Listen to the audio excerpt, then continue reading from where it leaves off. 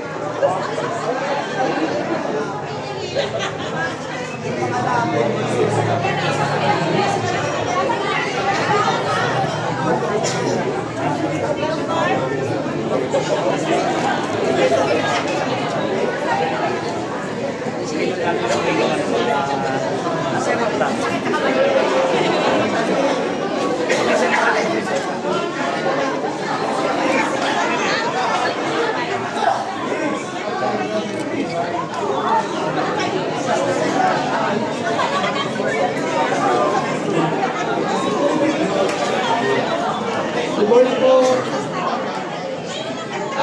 Everyone, pakikinig sa mga ulit po. Bigyan ng space yung Yorme po. Bigyan po natin ng space yung Yorme. Guys. Huwag nakapag-picture.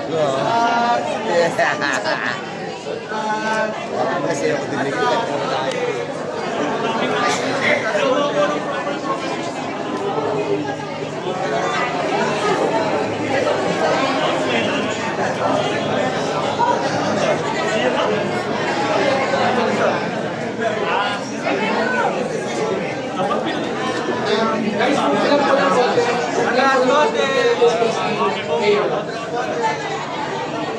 Maraming salamat po.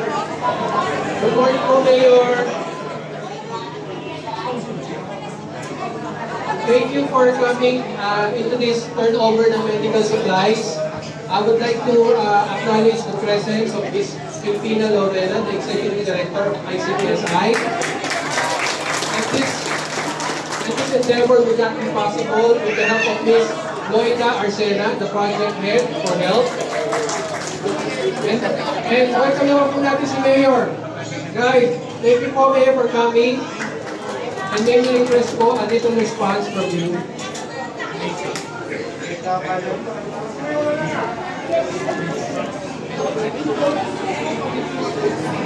Yes. Good morning. Una, salamat sa Diyos dahil patuloy tayong nabibiyayaan sa ating mga pangangailangan. At yawa din ng Diyos na patuloy tayong makatawid sa kinakaharap nating pinansyal sa ating lungsod. Kaya natutuwa naman ako, hindi lang top taxpayer ang ICTSI. Top donor din natin sa lungsod ng Maynila. For so many occasions and instances, ang ICTSI laging nasa likod natin. Tinutulungan tayo. Kaya tayo mga taga-Tondo, ay paramdam ninyo ang mainit na pasasalamat natin sa ICTSI. Palakpakan ng malakas! Malay nyo, baka naman. Umulit pa yan.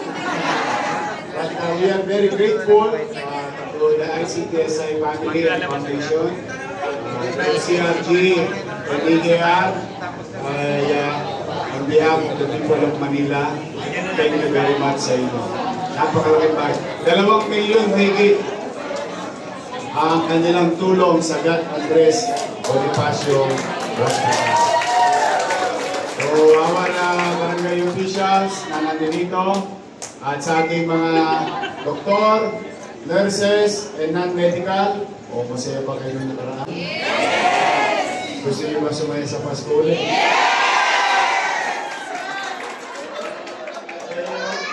Huwag kayo mag-alala, steady lang kayo si Getty.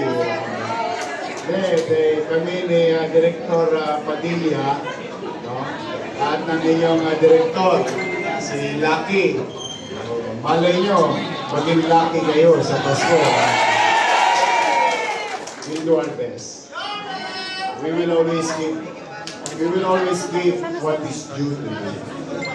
Kahit na tayo hirap, basta kinakailangan din tayo matulog. Ipang mamalimos ko kayo. So, kailan mangyayari? Ang importante, handa na tayo. Importante in our heart, in our mind, and our lives. And some acquisition of knowledge, training, and awareness, I think it can add up. Makatutulong na maitawid natin ang ating mga mamamayan pag nangyari yung sinasabi ko. But for now, what we can do, bukod sa pag-prepare, magiging aware, kaya mo huwag niyo pagdamot sa sarili niyo. Libre naman to. Magdasal kayo. Magdasal tayong lahat. Patuloy tayong manalig sa Diyos. Naman, laway lang eh. Wala naman po yan. Let's continue to pray that everyone will be saved. And that thing that we are expecting, which we don't know when, will not happen. But as far as the data is concerned, it's been happening around us already. So, there is a high probability. So, always and always, talk to your family, talk to each other, that's the core.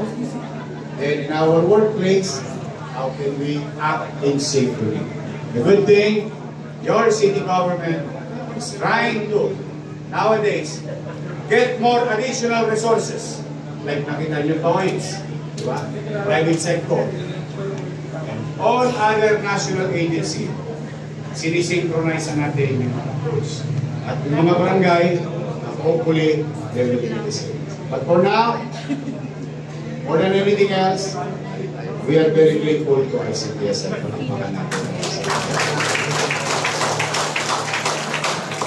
Thank you very much sa video. Sana, magbasa sila ng punang nang dumami pa sila. But, kayo naman, panalangin ko naman ay maging ligtas kayo lang.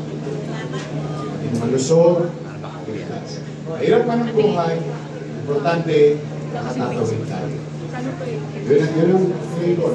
Lagi sinasabi sa akin na huwag kang maghanap ng wala. Ipagpasalamat mo kung anong meron. Yun ang lagi sinasabi sa akin. Kaya, do our best, and God will take care of the rest.